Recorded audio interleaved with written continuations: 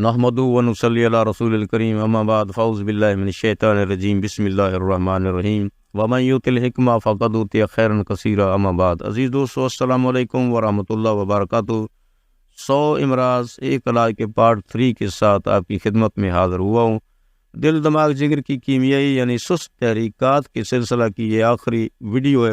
اس کے بعد ان تینوں اعضاء رئیسہ کی تیز ترین تحریکات یعنی مشینی تحریک کے متعلق 3 ویڈیو بناؤں گا انشاءاللہ، مگر اس سے پہلے مجھے ایک اہم ٹاپک مزاج کی پہچان کے متعلق ویڈیو بنانا ہے۔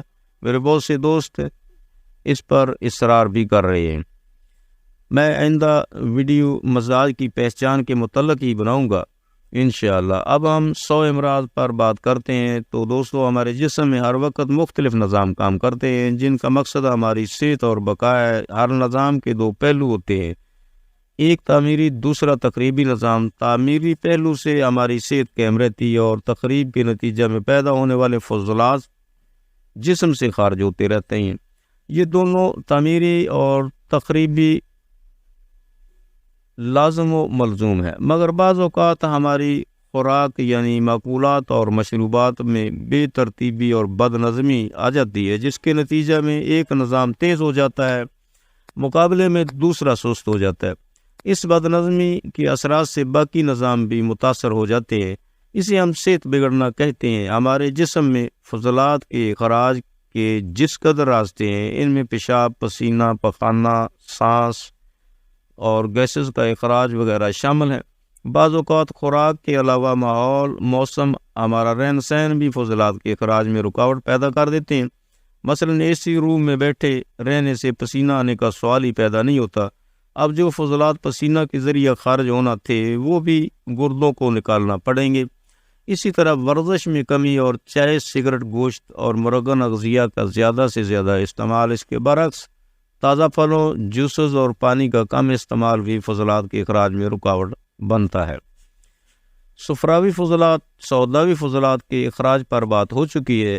ہم بلغمی فضلات کی وجہ سے پیدا ہونے والی تمام علامات صرف ایک ہی علاج، دعا سے علاج کریں گے۔ اس مقصد کے لیے میں آپ کو 2 نسخہ جات بتا رہا ہوں، تیار کر کے دونوں استعمال کریں انشاءاللہ۔ بلغم سے پیدا ہونے والی تمام علامات کا بہترین علاج ہے۔ اس کے ساتھ ساتھ صفراوی علامات کے لیے بہت ہی بہترین ادویہ ہیں یہ۔ کشتہ کلی، کشتہ چاندی 10-10 گرام، تباشیر 25 گرام، الائچی کلام 25 گرام۔ الائچی اور تباشیر انتہائی باریک غبار کی مانند کر لیں اور کشتہ جات ملا لیں، بس یہ دعا تیار ہوگی۔ اب 2 تا 4 رتی تک مکھن یا بالائی میں رکھ کر کھا سکتے ہیں۔ خمیرہ کا دوسرے نمبر پر ہے خمیرہ۔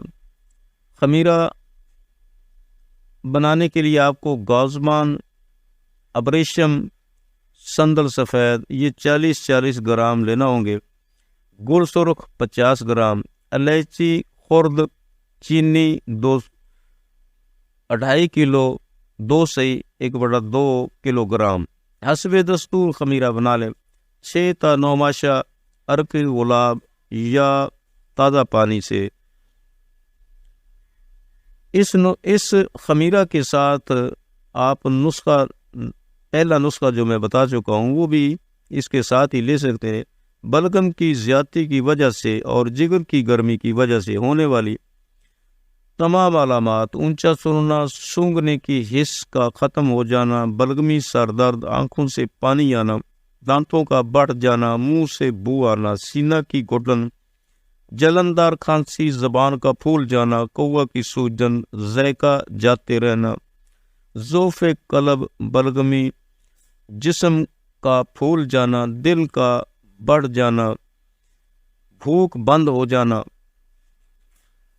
سنگرینی، بند حیضہ، بستر پر پیشاب کرنا، گردہ کی کمزوری، لیکوریا، ہسٹیریا، رحم کا باہر نکل آنا، بندش حیض کے علاوہ ہائی بلڈ پریشر اور گردی تحریک میں ہونے والی تمام کمزوریوں کا بہترین اور شرطی علاج ہے۔